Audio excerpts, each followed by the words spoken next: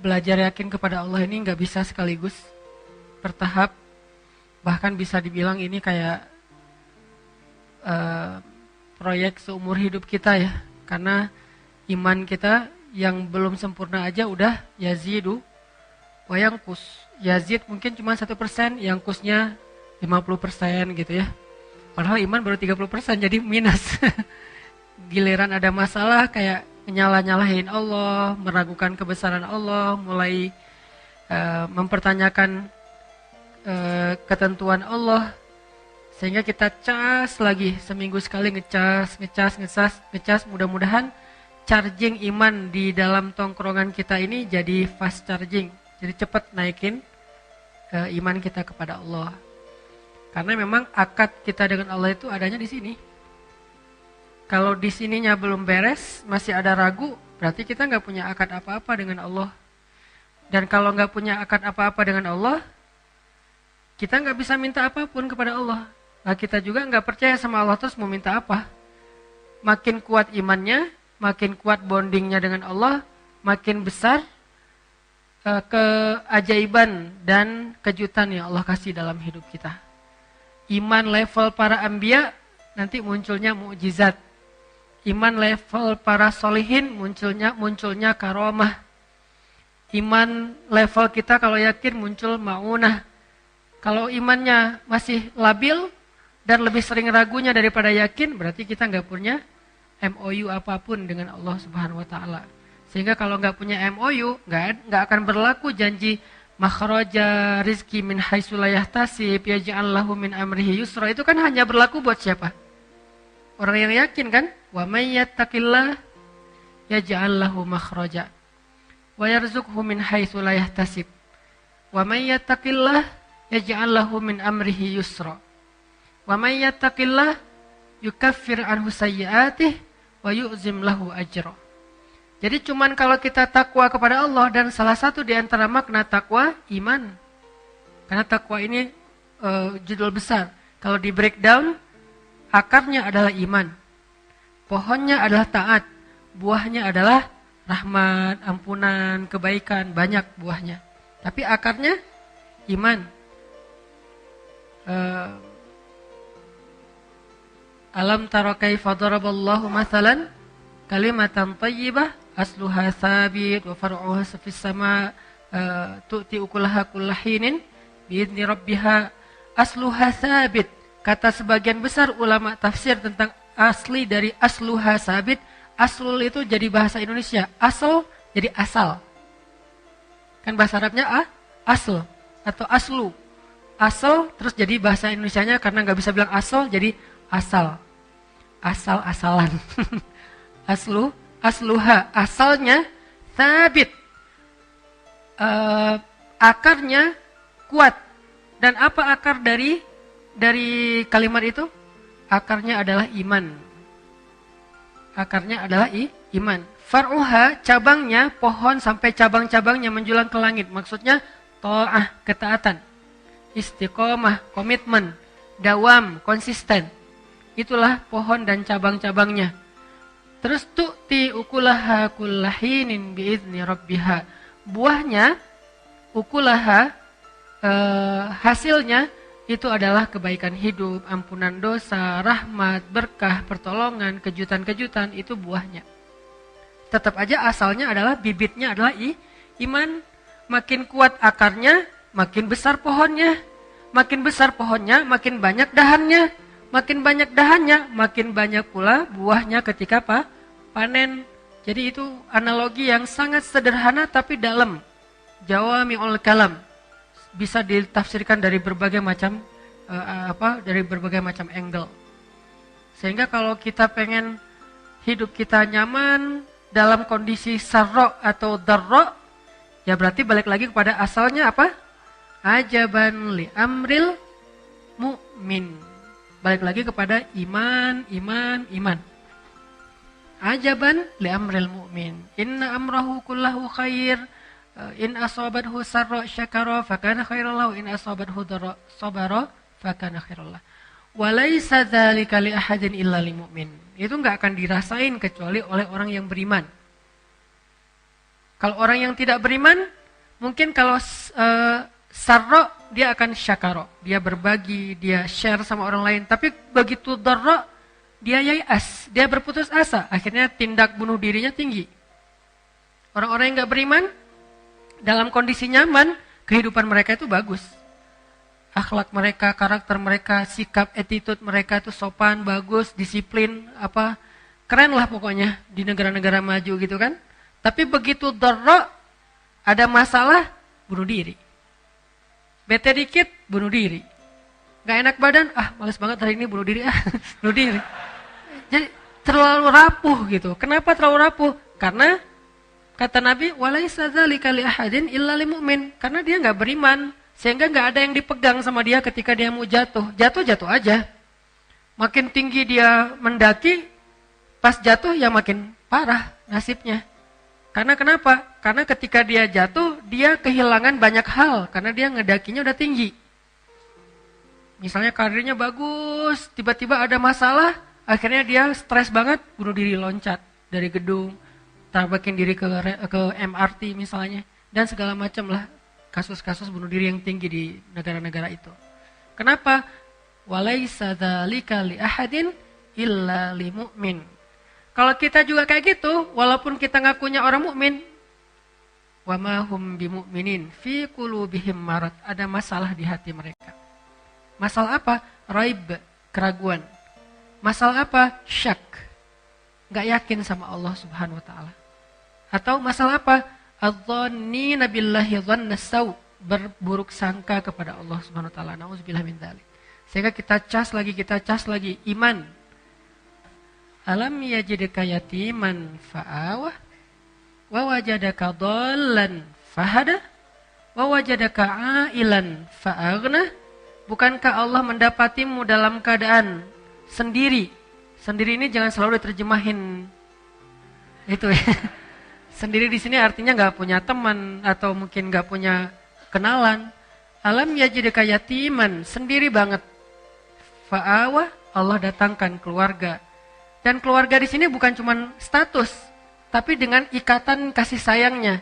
Tiba-tiba ada seseorang yang paling mencintai kita, lebih daripada dirinya. Siapa? Ibu. Allah utus ibu untuk kita. Allah utus ayah untuk kita. Allah utus keluarga untuk kita. Allah utus pasangan untuk kita. Bertahap. Pertama ibu dulu. Kemudian ayah. Kemudian sahabat. Sahabat dari geng SD atau TK, SD, SMP, SMA, kan itu geng kita banget tuh. Yang sama kita tuh udah akrab banget, baik banget, setia banget. Kadang-kadang ribut sedikit tapi kesetiaannya luar biasa. Kadang-kadang mereka berkorban untuk kita. Fa'awah. Dan nanti lebih keren lagi dikasih pasangan halal. Fa'awah. Bukankah Allah yang mendatangkan mereka satu persatu?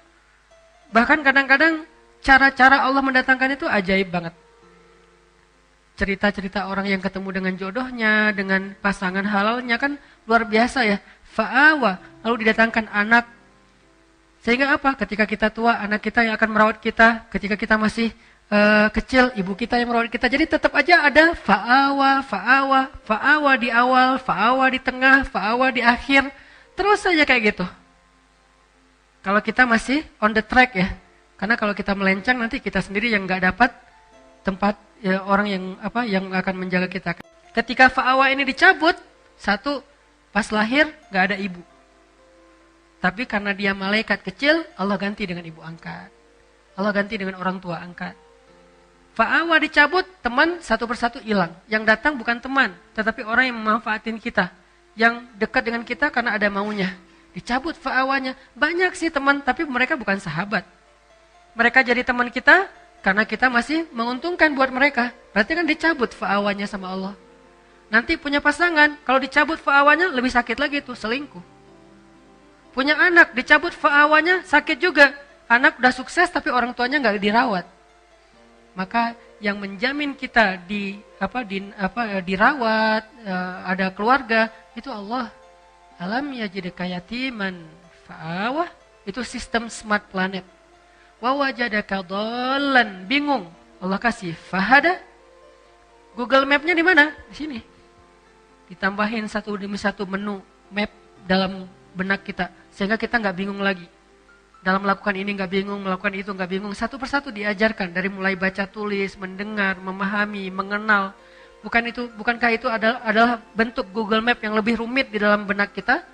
Wa wajadaka dhallan fahada, di sini tempatnya. Yang nggak akan habis baterai, yang nggak akan lost sinyal, yang nggak akan error.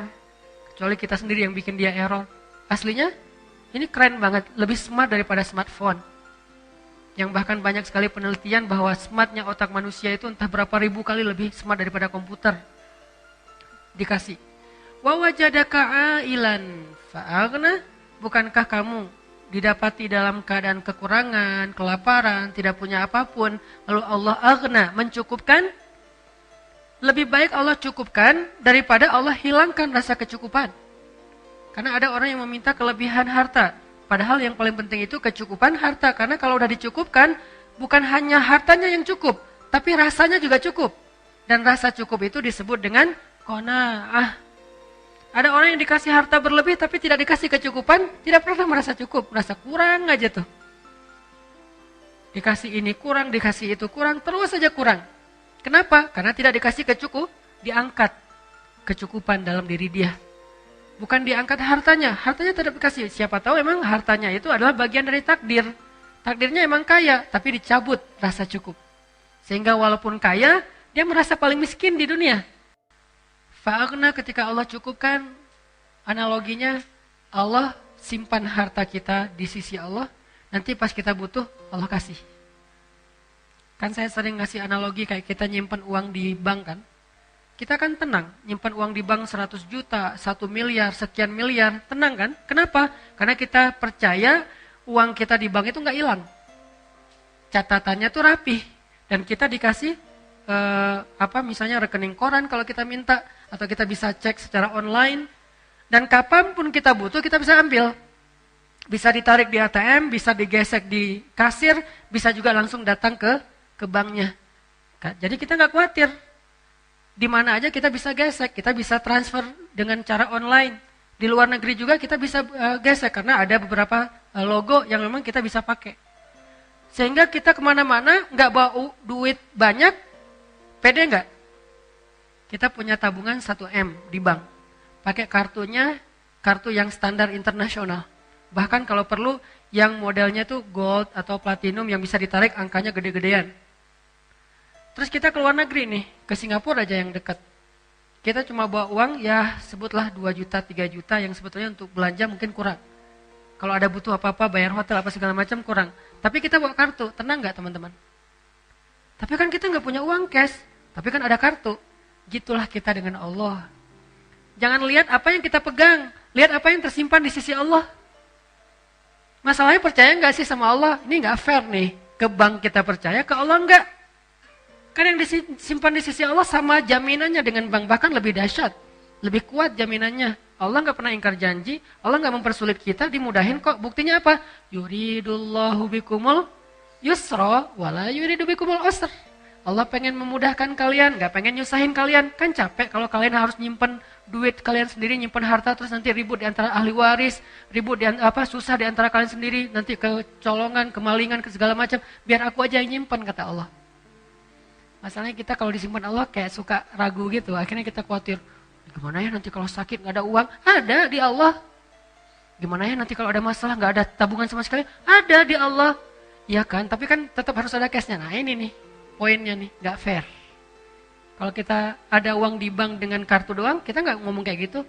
Gimana ya keluar negeri gak bawa uang sama sekali? Kan ada kartu. Oh ya udah, ya aman lah kalau kayak gitu, tinggal digesek. Kok ke bank bisa gitu, ke Allah gak bisa gitu? Gak fair. Kalau nggak fair, itu bukti bahwa iman kita tuh sebetulnya tuh nggak kuat. Kalau kayak gitu ya gimana kita mau dapat surprise dan miracle dari Allah? Jadi nggak apa-apa kita nggak pegang banyak, tapi begitu butuh tinggal gesek. Geseknya gimana? Tinggal gini doang. Lebih gampang daripada kita ke ATM. Belum lagi nanti ternyata di ATM itu cuma bisa transfer, nggak bisa narik karena habis duitnya. Belum lagi ATM-nya ada yang error. Kalau ini pernah error, jangan berdoa sekarang, kenapa? Doa lagi error. Nggak ada kan? nggak ada waktu yang error dalam berdoa. Setiap saat kita bisa berdoa dengan mudahnya. Yuridullahu bikumul yusra. Allah tuh pengen mudahin kalian, nggak pengen nyusahin kalian. Karena kalau kalian pegang harta yang banyak banget, kalian susah. Bayar pajaknya, belum lagi nanti maintenance-nya, belum lagi nanti keributan di antara keluarganya, belum lagi kecemburuan orang kepada kalian. Udah deh, daripada kalian susah megang-megang aset itu, aku pegang aja. Nanti kalau butuh bilang ya, gitu. Kan gitu kan akadnya. Kalau butuh bilang, wa may yattaqillah yaj'al lahu makhraja wa yarzuqhu min haitsu la yahtasib wa may yattaqillah yaj'al lahu min amrihi yusra. Kan gitu sederhana. Tinggal gini doang. Cara gesek ATM kita ke Allah tuh gini doang. Dan kata Nabi dalam hadis qudsi, aku malu kalau hambaku mengangkat kedua tangannya meminta kebaikan lalu enggak memberi. Allah malu. Enggak mungkin enggak dikasih. Pasti dikasih. Cuman cara Allah ngasih 3 model. Kadang dikasih persis kayak yang kita minta, kadang dikasih lebih banyak, lebih baik dari yang kita minta, kadang dikasihnya dengan model yang lain, yang sama dengan nilai yang kita minta. Kayak misalnya kita punya kartu ATM, belanja nih di luar negeri, kita gesek. Bisa kita gesek dan akan keluar angka sesuai dengan yang kita sebut, bisa juga, Pak, ini ada bonus. Bisa gitu kan? Begitu kita mau bayar sesuatu kan suka gitu tuh, ada bonus dari banknya.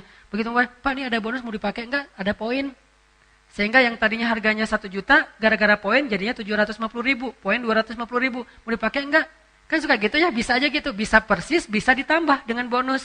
Bisa juga diganti dengan yang lain. Pak, selain dapat bonus ini, Bapak nanti dapat merchandise, dapat hadiah apa misalnya. Ternyata Bapak dapat mobil, dapat apa. Kan gitu cara Allah. Yang pasti bisa banget. Dan Allah kalau transaksi dengan Allah itu jauh lebih banyak untungnya daripada dengan makhluk. Karena Allah ghaniyun, maha kaya. Gak akan kekurangan harta Allah. Sehingga tinggal gini doang. Masalahnya kita gak terlalu yakin dengan ini, lebih yakin dengan ini. Kalau bawa kartu yang bisa diginiin kita pede. Kalau gini kita gak pede. Ini masalah iman. Kenapa kita gak pede dengan ini? Emangnya Allah gak ada? Ada, tapi kenapa gak percaya? Ya gitu deh, nah ini nih jawabannya nih. Istafti qalbak, tanya ke hati kalian masing-masing kata Nabi. Istafti qalbak, tanya ke hati masing-masing. Akadnya tuh di sini. Kalau kita pede kayak gini, sama dengan pedenya gini, iman.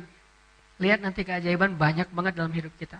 Tapi kalau yang kayak gininya agak ragu-ragu, ya sih, tapi kan butuh gini juga. Enggak. Gini, ada gini, enggak ada gini, terserah deh. Yang penting gini nih, cara biar tabungan kita banyak di sisi Allah, beramal soleh aja terus. Kadang langsung di-cashin, dibayar sama Allah, kadang nanti ditabung dulu sama Allah. Saya udah beramal Ustaz, tapi gak ada buktinya. Lagi ditabung sama Allah, kamu gak butuh sekarang soalnya. Nanti pas butuh, tinggal gini, Allah kasih. Tapi kan Allah gak secepat itu ngasihnya. Siapa bilang? Manusia aja bisa instan, masa Allah gak bisa? Jangan sampai kita menganggap manusia bisa lebih dari Allah. Ini bukan teori rububiyah, uluhiyah, asma dan sifat. Ini praktek langsung ke dalam hati kita. Daripada kita hanya terjebak dalam teori, hafal semua teori rububiyah, hafal semua teori uluhiyah, tapi begitu dikasih pilihan hidup, bingung, ragu. Mana rububiyahnya? Saya tidak mengangkat dari sisi angle rububiyah, karena itu materi kuliah, materi kampus, materi calon ulama. Ini angle praktis aja deh buat kita dalam praktek kehidupan sehari-hari.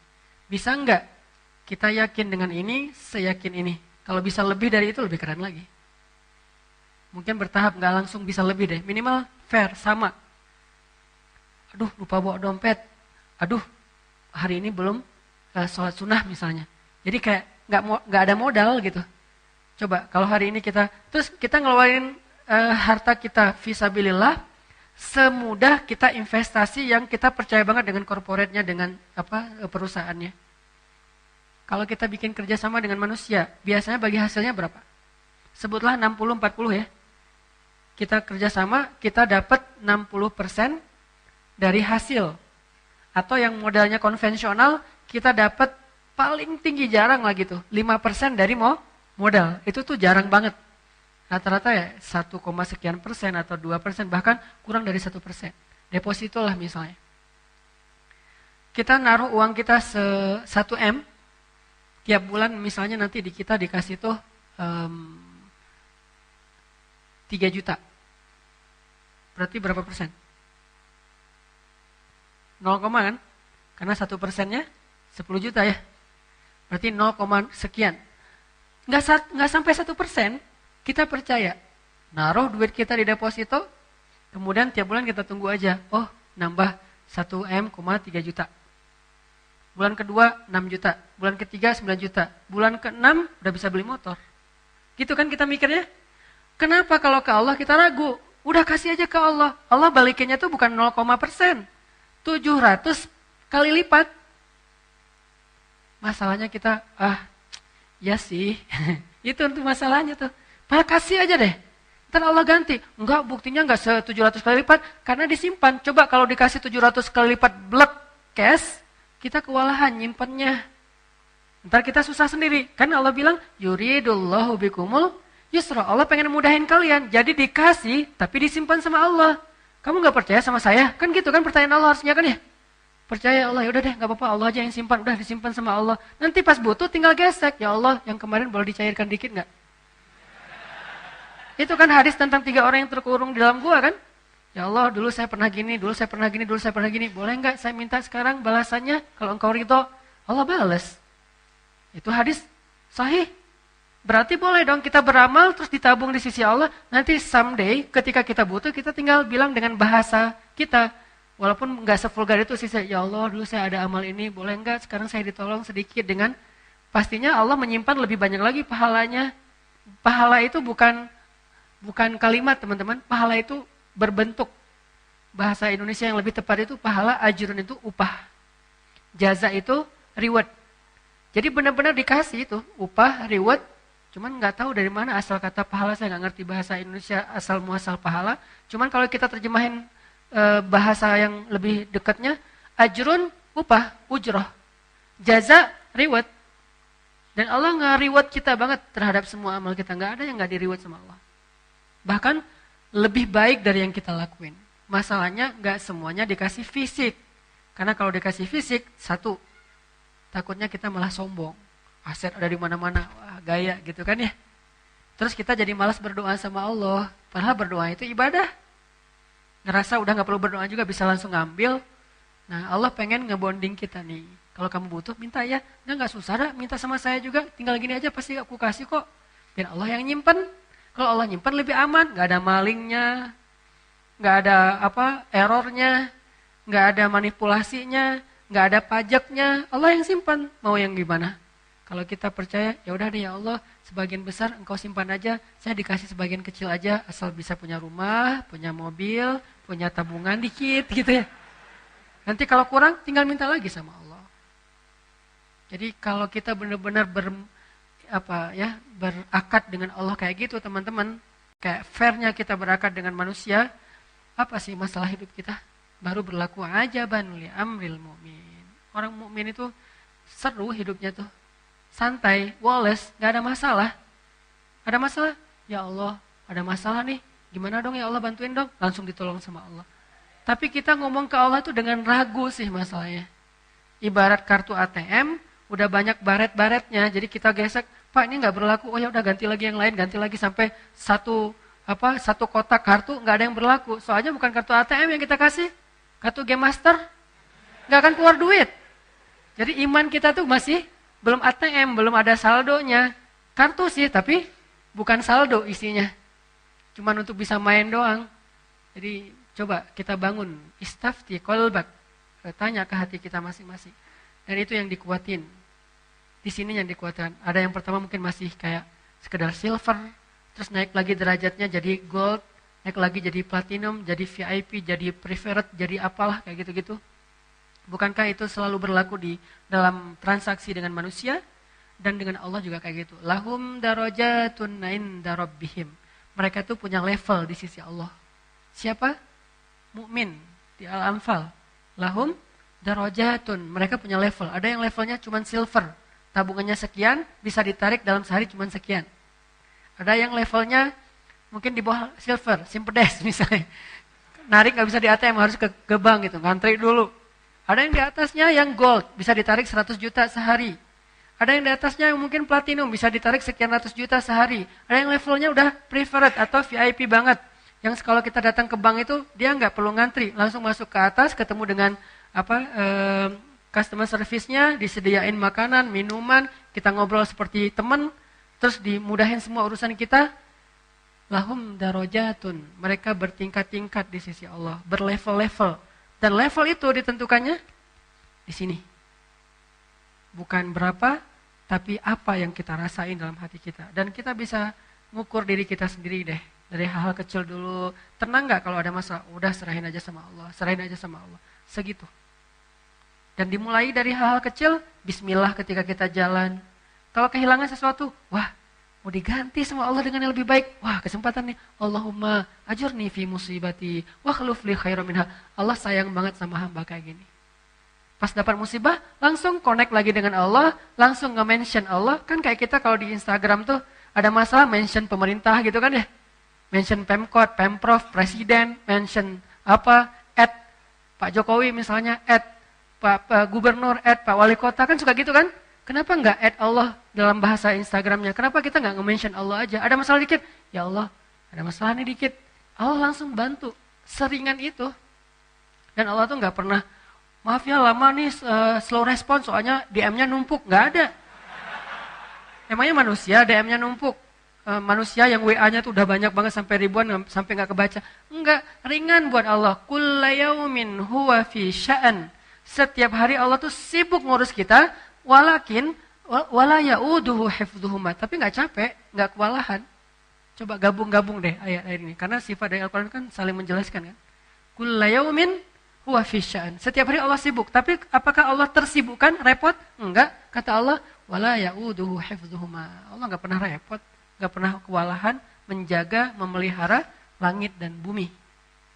Simple hidup kita tuh kalau kita believe, trust, keep the faith kepada Allah Subhanahu wa Ta'ala. Ini yang kita tajdid teman-teman. Mulai dari hal kecil, bismillah, bismillah, bismillah. Nanti ada agak mentok-mentok dikit, hasbiyallah, la haula wala quwata illa billah.